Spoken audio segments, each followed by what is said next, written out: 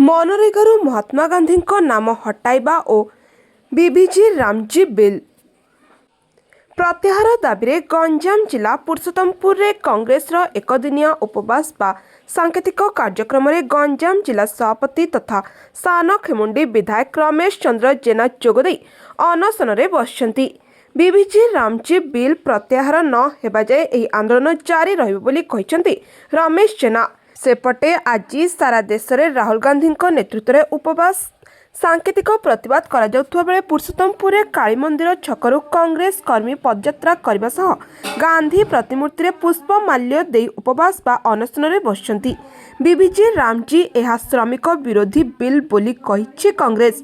एथिरे MP candidate Devkant Sharma, SC chairman Chitrasen Behera, पूर्वतन block सभापति शिवराम प्रधान, पुरुषोत्तम नगर सभापति मनोरंजन दास समेत कर्मी माने उपस्थित रहिथिले।